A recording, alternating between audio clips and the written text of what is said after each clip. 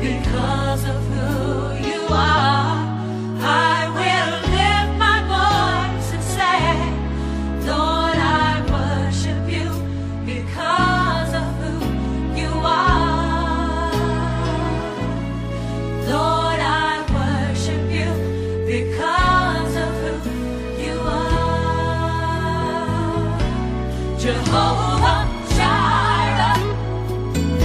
A TV Alfa Ômega tem o prazer de apresentar em seu programa A Quem Honra, Honra, o jornalista, advogado, presidente da Associação Paulista de Imprensa, Dr. Sérgio Redó.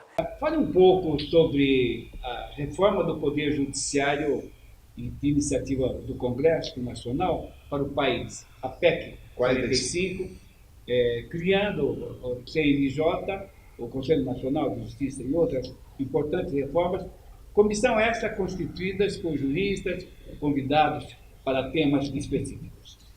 Então, na verdade, mestre Cassione, nós tivemos uma situação muito rica nesse momento. Na época, a Ordem dos Advogados do Brasil, do Conselho Federal, sentiu-se extremamente motivada em razão de um projeto que nós, advogados, do Brasil inteiro, vínhamos lutando, que era criar um Conselho Nacional de Justiça. Por quê? Porque nós vimos, não é, uma série de irregularidades sendo praticadas dentro do Poder Judiciário. O Poder Judiciário tinha que, na verdade, fiscalizar o Poder Judiciário. E os magistrados entendiam que o Poder Judiciário não podia ser fiscalizado, porque você não pode fiscalizar quem fiscaliza, né? Ou quem, na verdade, é o detentor do poder das decisões sobre as questões atinentes às relações jurídicas existentes na sociedade. Então, o que ocorre? Insistimos e tivemos a oportunidade, né, de fazer parte desta comissão. A comissão foi fantástica, né? Inicialmente, o presidente foi o Ricardo Tosto, né, um brilhante advogado, dono da Leite Tosto Advogados Associados. Mas em seguida, e eu era o vice-presidente, mas em seguida, por problemas de ordem pessoal, eu acabei terminando o mandato. Fiquei como presidente. E o que nós, na verdade, pudemos fazer, e inclusive criamos história, fizemos história, porque tivemos, inclusive, várias decisões tomadas no tribunal, onde os próprios embargadores das turmas diziam o seguinte: de acordo com o que foi decidido pela comissão, né, de prerrogativas da OAB, de estudos, né, da PEC 45 e tal. Porque assim, para entender, isso daí é um assunto muito específico, né?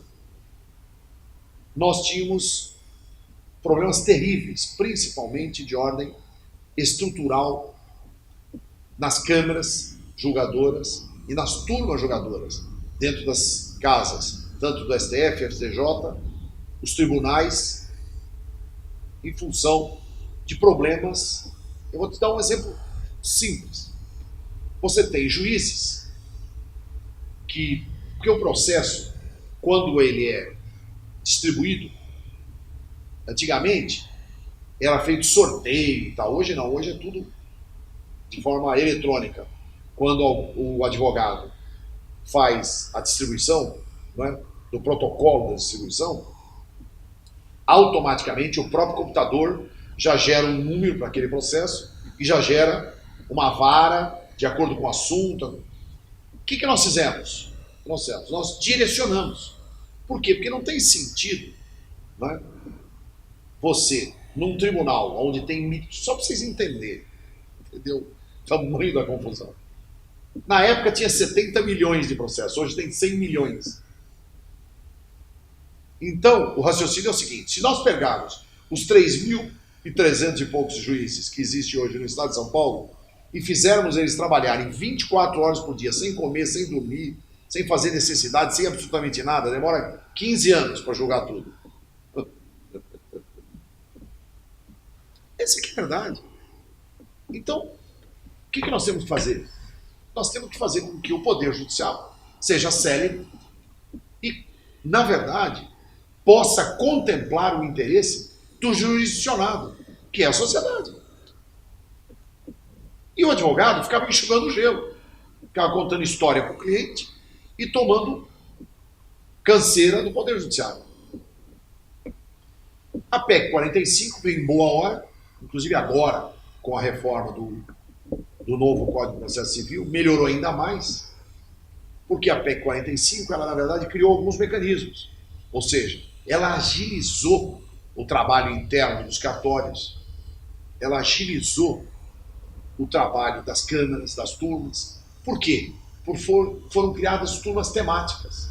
Então hoje no Tribunal de Justiça, você tem a turma que cuida sobre contratos bancários, você tem a turma que cuida dos contratos imobiliários, porque também tem o seguinte, no fundo, quem recorre ao Poder Judiciário, os temas são sempre semelhantes, tá certo?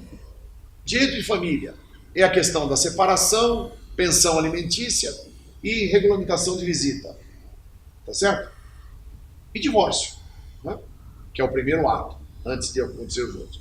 No direito civil, é a locação, é o problema da indenização, né?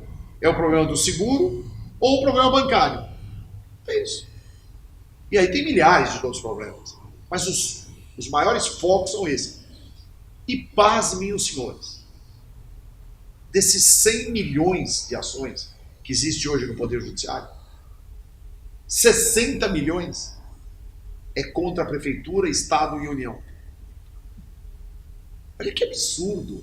Quer dizer, então nós vivemos num Estado que não é regular de direito, né? Criando aí um eufemismo. Porque o próprio Estado deveria ser o agente condutor da estabilidade judiciária do país. E não é. E eu vou dar um exemplo. Quando que o Estado sente-se que está errado e te paga? Me cita um exemplo. Nunca. Você quando paga uma conta de luz a mais, como é que eles falam para você? Você tem que esperar para ver se a gente compensa, nós temos que analisar. Quer dizer, tudo bem que eu estou contando conta de luz, antigamente a Eletropaulo era do governo. Aliás, funcionava muito melhor do que agora, que é privado. Não é? Mas a grande verdade hoje é essa. Agora, e quando você quer restituir um imposto seu? Não deveria ser automático? Ó, você mostra lá para a Receita que você pagou a mais, automaticamente o mês seguinte está aí na sua conta. Não, de jeito nenhum. Você tem que entrar com uma ação de indébito fiscal. Ou seja, você tem que ativar toda a máquina para fazer com que ela te devolva um dinheiro que é seu, do seu direito. E pagar advogado, e pagar custas. Quer dizer, é um absurdo. Acho até que nesse grande momento que nós estamos vivendo hoje, nós vamos ter que equilibrar tudo isso. Não é? Quer dizer, ou esse fora Lula e fora PT, tem que ser fora essa burocracia. Não é? Tem que ser fora políticos que não têm interesse de solucionar a situação da sociedade, né, do povo na sua grande maioria. Né? Você tem que, na verdade, dar fora para aqueles que não têm valores de família, como eu já disse aqui, discutindo o problema de, né, ideologia de gênero, uma coisa absurda. Né? Enfim, então o que eu penso é que a gente realmente, nesse movimento, nós crescemos muito, evoluímos muito. Hoje nós temos o Conselho Nacional de Justiça, e está aí o Conselho Nacional atuante, punindo juízes, magistrados, membros do Poder Judiciário que não cumprem com a sua obrigação, o que é muito bom. Ninguém está acima da lei. E graças a Deus o Brasil mudou. Pensem, para a gente ter hoje um dos homens mais poderosos do mundo, empresarial, preso. Aliás, os dois, né? Que é o Wesley do Grupo JBS. É o maior, né? É o maior grupo econômico na área de carne bovina do mundo, não é? Beneficiador. né, de carne animal, né, carne bovina do mundo. Né? Enfim, então você tem aí uma mudança radical. Não é só ele, governador. Você veja, a cena que nós assistimos, o governador eleito do Rio de Janeiro, acorrentado, nas mãos e nos pés. Eu tenho certeza que muita gente falou, mas por que isso? Ele é bandido. Bandido tem que ser tratado como bandido. Não quer ser bandido, fica do lado dos que são honestos. E aí paga o preço. Eu sempre tenho dito isso. A dignidade para mim custa muito alto. E eu pago esse preço. E como acha que é o parlamentar do presidente da Câmara Federal do Congresso Nacional? Isso faz muitos anos. Isso foi em 1982, 83. Do então deputado Flávio Marcílio. Grande parlamentar. Foi um dos exemplos do Congresso Nacional. Homem sério, homem probo. E nós tivemos lá uma passagem, uma experiência fantástica. Foi exatamente no momento da sucessão presidencial, quando o Brasil clamava pelas diretas já e estava sendo discutido dentro do Congresso Nacional o presidente da República eleito pelo colégio eleitoral, que no fundo acabou ganhando o Tancredo Neves. Não é? E na verdade, nesse período, para mim, foi um período muito rico. Não é? Eu aprendi muito e também chorei muito, porque a gente tem muitos que falam, né? Eu vou só contar um fato histórico. Em 1982 foi quando houve a disputa de governador do estado de São Paulo. Foi as primeiras eleições diretas que o Figueiredo abriu. E foi eleito o Brizola no Rio, Franco Montoro em São Paulo, Miguel Arraes no estado de Pernambuco, e todo mundo dizia: Miguel Arraes não vai assumir, Brizola não vai assumir, Montoro vai assumir. E todos assumiram. Né? E aí, em seguida, veio o processo sucessório direto. O então presidente João Batista de Oliveira Figueiredo dizia o seguinte: nós podemos fazer um mandato tampão, que seria de 82 a 84, para dar oportunidade para os candidatos se prepararem para que nós possamos eleger diretamente um presidente da República. E todo mundo dizia que, inclusive, que na época o candidato do presidente Figueiredo era o Leitão de Abreu, então Leitão de Abreu. E eu vivi todo esse processo, que eu estava no Congresso Nacional. Inclusive vivi alguns dramas lá, né, de deputados que infartaram. Enfim. E, na verdade, eu via essa mesma oposição que está aí, esses lixos todos, diziam: não, isso é golpe. O presidente é que não quer eleição direta. Por isso que ele está fazendo isso. Não tem que ter mandato tampão. As eleições diretas tem que ser já, tem que acontecer agora. E aí veio a emenda Dante de Oliveira, em boa hora, para discutir. Mas a emenda Dante de Oliveira, em 83, foi derrotada. E aí permaneceu o colégio eleitoral. E os mesmos que falavam que tinha que ter eleição direta, que é a oposição que está aí, alguns deles já morreram como herói, inclusive, só permaneceram e realizaram as eleições diretas 5 anos depois. Ora, se o presidente militar, general João Batista de Oliveira Figueiredo, queria fazer um mandato tampão de 82 para 84, para as eleições serem realizadas em 84, e toda a oposição dizia que não, e vocês se lembram, quando foi que nós votamos de forma direta para presidente da República? Só em 89. Vocês estão entendendo? Que a gente só pode, na verdade, raciocinar sobre tudo isso, sobre todo esse contexto, depois que passou. Porque se você fala antes, não, isso é proselitismo, é golpe. Entendeu? Os mesmos que falaram que era golpe permaneceram no poder de 82 até 89 para somente em 89 as eleições serem diretas para presidente da República. E na Secretaria de Esporte e Turismo do Estado de São Paulo? Fala um pouco. Então, lá eu fui o coordenador, convidado pelo então meu grande amigo, vivo ainda, um homem de muita experiência, deputado de valor, deputado que realmente, aliás, um grande admirador de passarinhos, principalmente de curió, né? Arthur Alves Pinto. E o deputado Arthur foi, inclusive, vice-prefeito de São Paulo, quando o Jânio Quadros foi prefeito. Né? O Arthur foi o vice-prefeito de São Paulo. O Arthur, meu grande amigo, me convidou. Por quê? Porque à época, olha que coisa interessante, o governador de São Paulo era o então Luiz Antônio Fleury, filho. E o prefeito Paulo Maluf. Eu era o presidente do Conselho de Administração da IMB Turismo e Eventos da cidade de São Paulo. E o prefeito Maluf era da Arena, do PDS, na época PDS.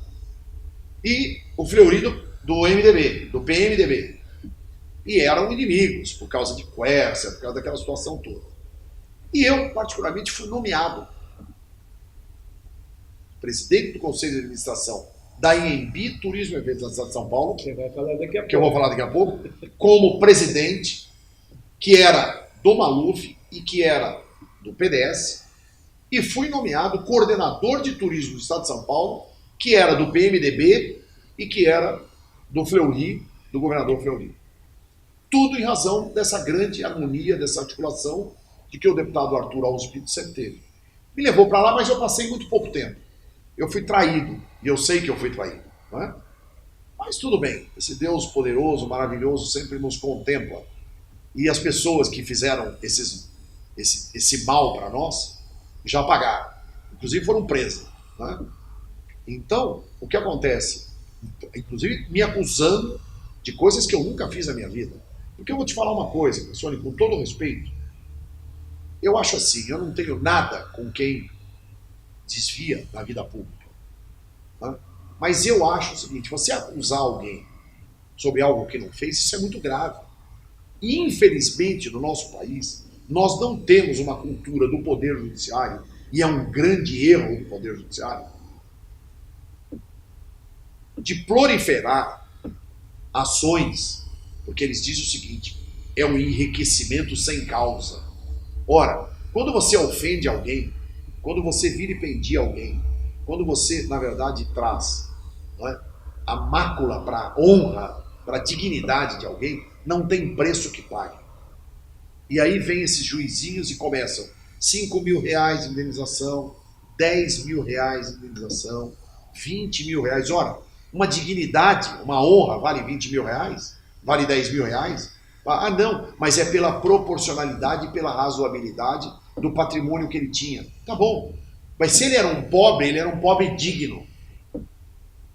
Depois que ele foi ofendido, humilhado e a dignidade dele foi ferida, ele passou a ser um homem de segunda classe. E o que você tem que fazer? Se a pessoa que te humilhou, que te ofendeu ou que te vilipendiou, que feriu sua dignidade, a sua honra, tem que pagar a altura do patrimônio dele. Quem eu do ofensor e não do ofendido. Porque amanhã, hipoteticamente, o que é, sei lá, 100 mil reais para alguém da família, enfim, eu não posso citar porque parece que você está, né? Mas de uma família abastada, rica, milionária, não é? Não é nada. Ah não, mas o cara que ele ofendeu também era um Zé Ninguém, era um porteiro. Tá bom, mas o porteiro foi ofendido na dignidade dele. E quem ofendeu tem muito dinheiro, então ele devia pagar. E lá nos Estados Unidos é inversamente proporcional esse raciocínio. Por isso que funciona. Porque eu tenho ojeriza desse politicamente correto, essa imbecilidade, entendeu? Que esses sociopatas e esses esquerdopatas inventaram para dizer não, porque tem que ser politicamente correto. Politicamente correto é alguém que não tem palavra, é alguém que não tem opinião, é alguém que não tem voz, é alguém que não tem voto. Esse é o politicamente correto. Você vota em A ou B? Ah, não sei, olha, o A é muito bom, eu gosto também do B, eu acho que ambos juntos. Não tem nada disso. Você tem que votar ou pro A ou pro B. Tá certo? Ou é claro ou é escuro. Ou você está de um lado ou está do outro. E, no fundo, você viveu durante muito tempo essa insegurança, essa incerteza, o que não ocorre nos Estados Unidos. Lá, se você ofender uma pessoa, lá se você tiver um ato, principalmente de uma empresa, você vê, eu tenho várias, eu tive agora recentemente contra um banco, não é? E como eu sou correntista do banco, eu vou até declinar por uma questão de elegância, só eu tenho amizade com a direção do banco também, e é um dos maiores bancos do mundo. Não é? Então, mas é aquela coisa, eu entrei com uma ação contra eles, aliás, entrei já com várias ações, aí pedi 100 mil reais de indenização, não, mas o valor lá era 15 mil, como é que você quer pedir 100? Tá bom, mas a pessoa pagou os 15, o banco foi e protestou, falou que não tinha pago e tal, quer dizer, acabou com a vida da pessoa, destruiu, porque às vezes, para nós, tá certo? As pessoas que têm um pouco mais de entendimento e tal, você acaba relevando, fala, não, tudo bem. Até o Antônio Emílio de Moraes, com todo o respeito que eu tenho, que Deus o mantenha, mas a gente, na verdade, né, já foi protestado. Agora, o problema é que tem pessoas simples que o protesto é o fim da vida dele. Porque o pai dizia, filho, a honra é o seu nome. Como é que é o nome do programa aqui, meu querido mestre? A quem honra, honra. A quem honra, honra. Por quê? Porque a honra é, na verdade, o mais importante valor da vida. Quem não tem honra não tem vida. Quem não tem honra não merece viver.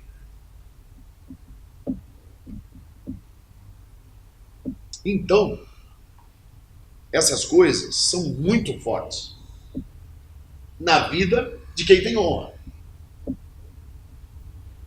E o Poder Judiciário não interpreta dessa forma. Não, nós temos que ver, ela não tem que analisar nada. Se o cara é rico e ofender um pobre, vai ter que pagar uma fortuna para deixar o pobre rico. Que aí ele, quando na segunda vez, ele não ofende mais. É a mesma coisa. Como eu. Aí eu lutei para burro, fui até o STJ, consegui um valor de indenização de 50 mil reais. O que é 50 mil reais para um banco que é o terceiro ou o segundo maior do Brasil? Fala para mim. Não resolveu nada. Quer dizer, aquela decisão foi meramente, não teve nem o efeito pedagógico, punitivo. Para dizer, ó, se vocês fizerem de novo, outra multa desse tamanho. Outra condenação desse tamanho. Eu vou citar um exemplo rápido. Nos Estados Unidos, uma enfermeira acabou de sair 3 horas da manhã do hospital, passou numa loja do McDonald's, foi lá, pediu um café, veio o café estava tão quente, e ela com muita vontade de beber o café, quando desceu, queimou a laringe dela inteirinha, a mulher estribuchou lá e tal. Entrou com uma ação, 10 milhões de dólares em indenização. 10 milhões de dólares. Por ter tomado um café e o café queimou a laringe da mulher. Não, o raciocínio aqui no Brasil não jamais seria esse. Por quê? Quanto ganha uma enfermeira? 2 mil reais. Bom, se queimou a laringe dela, quanto tempo ela tem de vida? Ela tinha 40 anos, vai viver até os 75. Então, tem mais 35 anos de vida. A 2 mil reais, é assim que é feito o cálculo aqui. Quer dizer, um absurdo. Só que é o seguinte, ela vai viver esses 35 anos sem estar com a laringe queimada. Agora, só que queimaram a laringe dela, e foi uma multinacional, um monstro. Aí o que fez? Pergunta-se lá nos Estados Unidos, hoje alguém toma café que queima a laringe? Ninguém mais. Por quê? Primeiro que toda a diretoria e todo o pessoal que fazia parte daquele grupo foi mandado embora, ad nutum, acabou, vai embora, não precisa nem, com direito a nada. Você está entendendo por que os Estados Unidos funcionam? Você está entendendo? É como nós aqui, essa brincadeira, não é? Não, precisamos fazer uma reforma na Previdência, porque a Previdência está falindo. Gente, a Previdência só com a iniciativa privada tem para receber 500 bilhões de reais. O nosso déficit é de 159. Quer dizer, é quase 4 déficits. Por que não recebe? Ah, não vamos receber. Porque é multinacional, porque são grandes empresas, inclusive bancos. O Banco do Brasil deve 400 milhões. A Caixa Econômica Federal, 1 bilhão e 200 milhões. Para o INSS. Então, reforma para quê? Não precisa reformar nada. Precisa ter um presidente com coragem de receber de quem está devendo. Ah, não, mas se a Caixa for pagar 1 bilhão para o INSS, ela quebra. Então privatiza a Caixa. E com o dinheiro da privatização, paga a União. Simples. Não vamos privatizar. Vamos criar um novo mecanismo. Vamos criar um novo mecanismo. Mas tem que pagar. Vai ter que pagar. E como presidente do Conselho de Administração da Anhembi Turístico? Então, esse foi um grande momento da minha vida. Eu tive, na verdade, uma felicidade imensa. Primeiro que foi uma dificuldade enorme para mim ser nomeado presidente, né? Diretor de Turismo e Eventos, que é a diretoria mais importante da empresa. Porque na época tinha problemas, né, de ordem política lá, com diretoria, com o prefeito, o filho do prefeito, um grande amigo do filho do prefeito, que depois veio a ser presidente, que foi processado criminalmente inúmeras vezes por um monte de crimes que cometeu, né? Enfim, na verdade, a gente trabalhou muito. Nós criamos na época, né? Nós fizemos um trabalho fantástico sobre a divulgação da cidade de São Paulo. São Paulo fazia mais de 15 anos que não tinha um vídeo internacional. Nós criamos o vídeo internacional da cidade de São Paulo. São Paulo, chamado São Paulo, toda a emoção do mundo. Fizemos esse vídeo em 6 idiomas, para mandar para o mundo inteiro. Fizemos mais de 5.000 cópias e mandamos para o mundo inteiro. Eu participei de várias delegações, eu coordenei, né, várias delegações internacionais, porque São Paulo não participava de feiras internacionais há muitos anos. E nós fizemos uma coisa fantástica. O que eu fiz? Nós não tínhamos dinheiro, nós não tínhamos estrutura, até hoje, isso aconteceu em 1993, nós estamos em 2018 e até hoje nós não temos uma política séria de desenvolvimento ao turismo brasileiro. Até hoje não temos. É tudo de brincadeira. E provo, porque hoje eu, modéstia à parte, sou um grande conhecedor dessa área. Não só como turista que sou, conheço 29 países do mundo, mas também como profissional que fui da área e atuo. E tenho grandes amigos da área. E olha, vou ser sincero, manda todo mundo embora e põe só o pessoal da iniciativa privada, que isso vai deslanchar, né, tremendamente. Por quê? O país tem todas as forças, as maiores riquezas minerais, naturais, climáticas, não é? São todas do Brasil. O Brasil tem praias lindíssimas, montanhas, cavernas, fauna, flora, a sociedade. Olha que coisa interessantíssima, mestre. Eu participei ativamente do processo da Copa do Mundo. Né? O Ronaldo Fenômeno foi embaixador e eu fui o chanceler. Mas eu sempre fiquei na minha, até porque a gente tinha um grande representante, que era o Ronaldo Fenômeno. Esse é um grande brasileiro. O que acontece? Na verdade, nós tivemos um trabalho e no final de tudo, deu no que deu, perdemos de 7-1 da Alemanha, fomos desmoralizados contra a Holanda, mas surgiu de lá um grande legado, que todo mundo critica, fala mal e tal, mas tem o seguinte: o Brasil ganhou muito com a Copa do Mundo, em função de mais de 10 mil turistas estrangeiros que vieram dos Estados Unidos e da Europa. E tem aqui um dado interessantíssimo. O maior número de ingressos vendidos para o Maracanã, que era o final da Copa do Mundo, sabe quem comprou? Os argentinos. A gente pode criticar, falar e tal, mas olha, eu adoro a raça do povo argentino. É impressionante. Eles podem estar na pior draga do mundo, mas eles são argentinos. Eles acreditam no país deles. E é isso que a gente precisa ter um pouco dessa vibração, né? Desse amor à pátria, dessa raça. Né? Nós estamos chegando lá, nós estamos começando.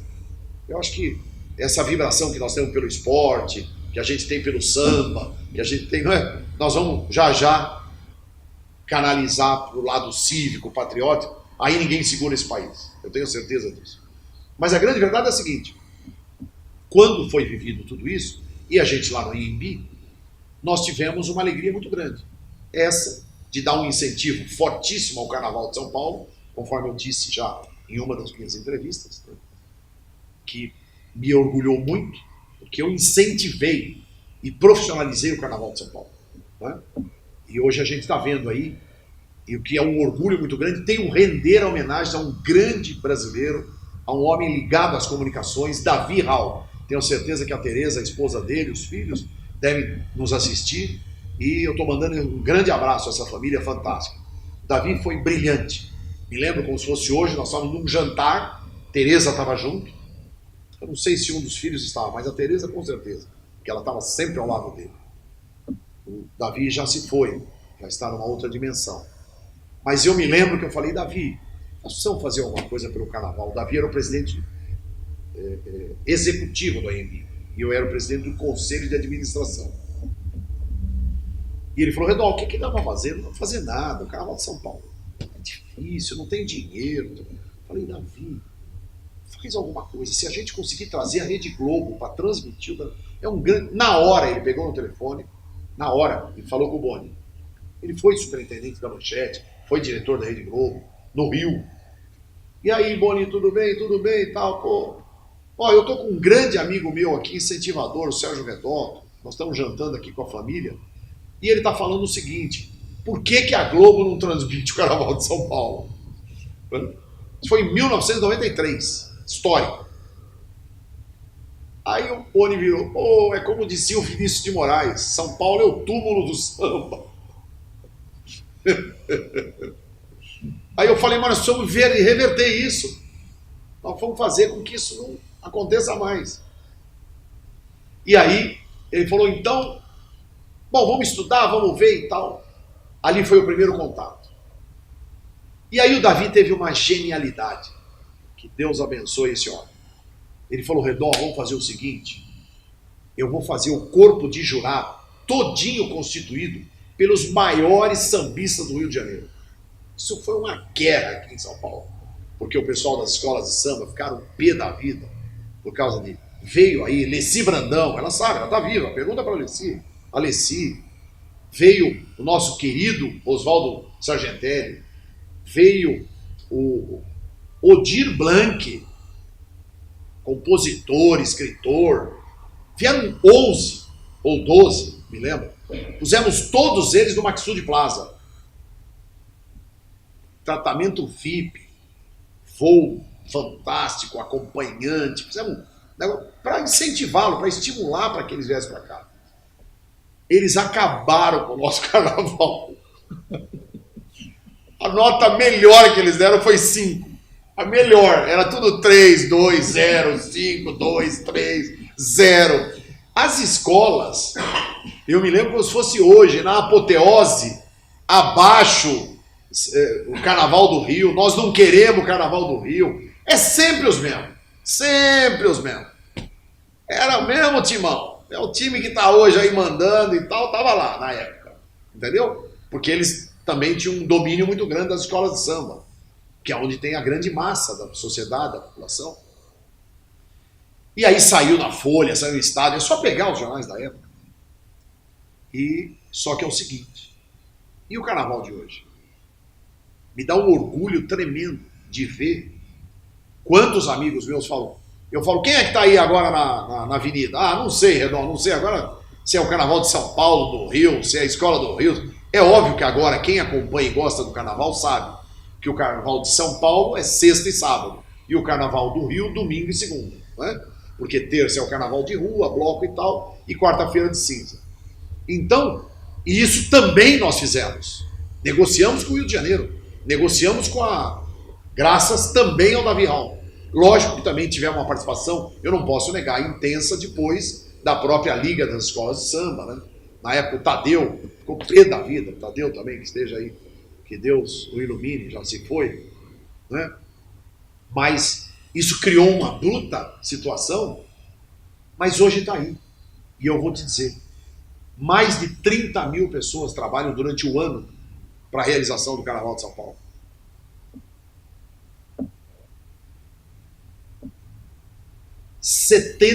Esse dado é importantíssimo. Dado importantíssimo. A indústria brasileira de hotéis e a de São Paulo, todas as entidades sabem disso. Ocupação hoteleira na época de sexta, sábado, domingo, segunda, terça e quarta na cidade de São Paulo. 10%, 5%. Hoje, 80%, 90%. E nós temos uma das mais importantes redes hoteleiras do mundo na cidade de São Paulo. No fundo, nós temos hoje essas grandes variáveis. Quer dizer, quem olha para frente, não é? Quem tem como meta os objetivos do desenvolvimento, do crescimento, não é? Sempre tem boas informações. E nós lá tivemos chance de construir um sambódromo, tivemos chances de criar postos de informação turística. Eu criei o posto de informação turística dentro do Ibirapuera, dentro do aeroporto de Congonhas, reativei, tinha, mas estava desocupado, fui lá, treinamos as informantes bilíngue e trilingue, trouxemos das faculdades acadêmicas, pagamos bons salários, entendeu? Nós fizemos na época, criamos inclusive o circuito dos restaurantes, criamos o circuito das igrejas, chamado o circuito religioso, para visitar. Nós temos inúmeras, lindas igrejas de São Paulo, não é? Criamos depois o circuito dos parques, inclusive está aí, quem se lembra disso, fizemos como tem nos Estados Unidos, nos parques, né, de Orlando, criamos um PES, né, como é que chama? O World Pass, né, um passe dos parques. Então, tinha direito ao zoológico, tinha direito ao Simba Safari, tinha direito ao Horto Florestal, enfim, meia dúzia de parques, isso faz muitos anos, não é? Depois, fizemos um trabalho com as escolas, porque os circos, isso foi uma ideia de um amigo. Redol, os circos ocupam área pública. Que quando o circo se instala, todo o circo que você vê, nenhum é em terreno privado, é tudo área pública. Ora, qual é o retorno que eles dão? Nenhum. Tudo bem, eles dão, eles têm lá. O circo também é uma motivação cultural importante. Não estou criticando vocês, pelo amor de Deus, porque os circenses já lutam com uma dificuldade fenomenal. Mas o que eu fiz? Eu peguei alguns circos e ocupava eles para fazerem alguns shows também, não é? Mas durante o dia, para a rede municipal de ensino. Levamos mais de 10 mil alunos. E aí sim fizemos o que o João Dória está fazendo agora, fizemos lá em 1993. Peguei os Sendas e mais meia dúzia de empresas, e eles faziam um kit que a gente entregava para os alunos. Então aquilo era uma harmonia, uma alegria, não é? Além de dar um pacote de pipoca, a gente dava um kit que vinha um sanduíche, uma maçã, né, uma fruta, uma banana, um chocolate, um Gatorade, enfim, um produto, um refrigerante e tal, enfim. E era uma alegria. E a criançada passava lá, e depois, inclusive, as escolas, os professores pediam para fazer, né, prova e tal, provinha, para o que viu, o que gostou, não sei o quê. Enfim, tudo isso nós fizemos quando estivemos lá no AMB. Né? E outra, eu posso citar aqui mais N, né, situações E outra, uma das maiores realizações que nós tivemos, aliás, com a ajuda do meu querido amigo, advogado também, Dr. Rafael Mário Nasquese, que era o presidente da diretoria e eu o vice-presidente. Já numa outra gestão, não foi na gestão do Maluf, foi na gestão do Pita, do Celso Pita. Na verdade, nós é que liberamos o prédio, aquela construção, não é, que tinha lá, o esqueleto. Aquele esqueleto foram 35 anos na Marginal. E quem é mais velho lembra do esqueleto. Onde hoje está o Holiday Inn. Hotel, é o maior hotel da América Latina. 600 apartamentos. Está lá o Holiday Inn. E fomos nós que liberamos aquilo. Está lá a minha assinatura. E tudo de forma transparente, líquida, objetiva. E as viagens internacionais, as missões internacionais que você fez como representante? Inglaterra, França, Itália, Estados Unidos, Portugal, Alemanha, fomos para... Por quê? Alemanha, fomos para a ITB de Berlim, que é o maior evento de turismo do mundo. Porque é o seguinte, a Alemanha no pós-guerra, tá certo? 45, como é que eles fizeram, os alemães, para sair de um país totalmente destruído para essa enorme nação que se reconstituiu? Através do turismo de eventos. Eles criaram lá os maiores centros de convenções do mundo.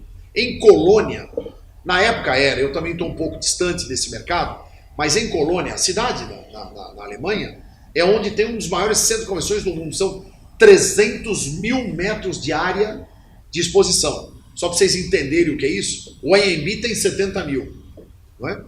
E o Center Norte tem 100 mil. Lá tinha 300 mil metros. Você anda de ônibus elétrico dentro do centro de convenções para assistir. E a mesma coisa, o que nós faríamos? O que nós fizemos? Fomos para essas grandes feiras, fizemos nosso stand e outra fazíamos sempre juntos, porque eu era presidente do Conselho de Administração do AMB e coordenador do Turismo do Estado de São Paulo. Então, eu unia as duas entidades e a gente fazia juntos, para ficar mais barato para o erário público. E outra, eu não levava ninguém.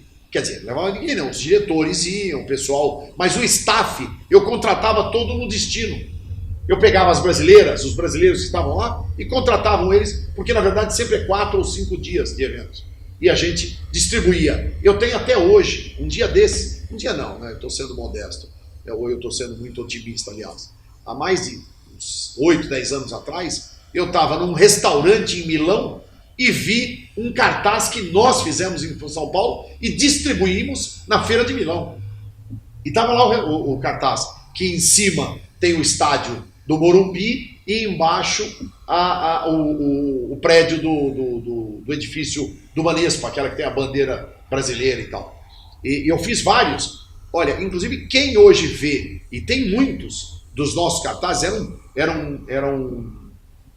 é cartaz, é aquele grandão. Como é que chama? O grandão é o... Banner. Só que de papel. Papel bom, todinho, plastificado e tal, uma coisa muito boa. E ele sempre dividido ao meio, porque a gente aproveitava, a gente fez grande para dar visibilidade, e outro embaixo está lá, a logomarca São Paulo trabalhando, né, o vasinho com o trevo, e do lado o mapa da cidade de São Paulo, o governo do estado de São Paulo, que era do governo Fleury. Até hoje eu vejo, e tenho certeza que muitos que estão nos assistindo falam, pô, não acredito, aquele banner que está lá é da nossa época, de 1992. Então, eu acho que realizamos muito, fizemos muito pelo turismo da cidade de São Paulo. E a direção executiva do sistema de rádio e televisão do sistema metropolitano? Então, bom, esse está aí, a nossa querida metrô, né? Essa é a metrô, né? Uma das mais importantes emissoras de São Paulo, né?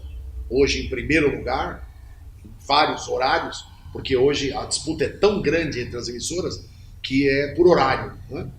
E nós temos hoje o Chupim, né? Apresentado pelo Bebe, nosso querido locutor, que fomos nós, na nossa época, que contratamos, e no fundo, quero cumprimentar, né, o Jairzinho, o Jair Sanzoni, o Jaco, esses dois jovens brilhantes, né, filho da Amira Saba e do seu Jair Mariano Sanzoni, que já se foi. Esse foi um empresário obstinado, um homem que trabalhava 12, 15, 18 horas por dia, incessantemente, um homem que tinha uma visão fantástica, e junto com a Mira, junto com o Silvio Sanzoni, construíram uma das maiores redes de emissoras de rádio e televisão do país. 19 emissoras entre a AM e FM e 9 canais de televisão. Né? O canal de Sorocaba está até hoje lá, o canal de Guarulhos está até hoje lá, o canal de Osasco está até hoje lá, que era da Metrô. Quer dizer, hoje já está nas mãos de outros administradores e tal, mas foi da Metrô da nossa época. Fomos nós que fomos lá falar com o ministro, fomos lá, não é, com todo esse trabalho, nós que eu digo, a direção, através da Mira, através do Jair, através do, não é, desse processo todo de grande repercussão em todo o país, né? E, inclusive até eu quero homenagear, né? A Mira Saba, ela foi fundamental nesse trabalho. Ela ajudou muito, principalmente com a aquisição das TVs, porque isso é tudo concessão pública, né? Ninguém é dono de nada. Na verdade, é o governo federal que concede o direito ao particular de explorar o sinal da televisão ou do rádio. E a Mira ajudou muito o sistema metropolitano de rádio e televisão, tanto que o seu Jair sempre reconheceu, né? Mas enfim, morreu. Mas a gente teve lá, eu fui o diretor executivo, trabalhei lá 7, 8 anos, né? Entre idas e vindas, porque eu saí, voltei e tal. Mas foi muito interessante. Conseguimos fazer, olha só, a Jaraguá Promoções era uma das maiores empresas de promoções do país. Aliás, a primeira. Ela é que trouxe os blimps. Esses balões que vocês veem, então, isso quem trouxe foi quem criou esse troço todo foi a Jaraguá, através do seu Jair e Dona Mira. E o Silvio também, o Silvio Sanzoni. E, na verdade, esse processo todo foi brilhante, porque o Osmar Santos, quem não lembra do Osmar Santos, nosso grande Osmar Santos, meu grande amigo, que Deus sempre proteja esse homem aí, brilhante, grande locutor, jornalista, apresentador. O Osmar Santos, quando foi para a Rede Globo, nós é que fizemos uma promoção do Osmar. Então nós escrevemos o nome dele, Osmar Santos, em balões. E pusemos no Pacaembu, pusemos no Morumbi. Todo jogo que tinha estava lá, Osmar Santos. E o símbolo da Globo, que é um globo terrestre, né? Com o símbolo da logomarca da Globo. Enfim, então, e nós temos o Carnaval no Rio de Janeiro. Nós ganhamos uma licitação na Rio Tour para fazermos a decoração, sonorização do Carnaval no Rio de Janeiro, na Marquês de Sapucaí. Eu fiz o Carnaval. Fizemos lá, o Silvio ficou lá, na verdade, um mês na cidade. Puta, fomos paulista. Não, e paulista no meio de carioca, né? Foi uma guerra. Agora, diz que em segredo não se conta, né? Sim. Mas eu vou pedir que você me conte para os telespectadores, todos, um segredo. Pode? Pode. Como você agradece todo dia essa capacidade de memorizar tantos fatos? Eu acho que o país vinha para o céu, e se eu tivesse lugar, eu ia agradecer noite e dia essa capacidade de memorizar, a memória que você tem, as lembranças, você tem todas aí. Esse é um privilégio que o Papai do Céu te concedeu para você. Amém. Fala um pouco, É verdade. 2 minutos. Bom, indiscutivelmente, hoje eu sou evangélico. Não é? Acredito muito em Deus. E todas as vezes que eu falo nele, eu, enfim, me sensibilizo. Porque é aquilo que eu disse num momento aí do programa, que ele dá mais para mim do que eu mereço. E, sem sombra de dúvida, isso é uma dádiva que eu procuro corresponder. Eu acho que é isso. Alguém que tem a grandeza de saber quando você está disposto, né? Porque assim, não importa o que você faz, importa o que você tem dentro do seu coração. Quer dizer, não importa, lógico, importa muito o que você faz. Eu quero dizer, Deus, não adianta você não enrola ele de jeito nenhum, você não engana. Não é? Eu posso enganar você e as pessoas enganarem umas às outras, mas Deus não é enganado nunca, porque Ele sabe o que está dentro do seu coração. E Ele sabe o que está dentro do meu coração. Muito bem, olha, estamos honrados com a tua presença e creio que o público vai ficar assim, extasiado em ouvir-te. Muito obrigado. E não pense que acaba aqui não, hein? Não. Nós vamos, a partir desse momento, contar com a sua parceria para pôr ao público toda essa enciclopédia de conhecimento, de vivência e de realizações que o Paizinho do Céu concedeu para você.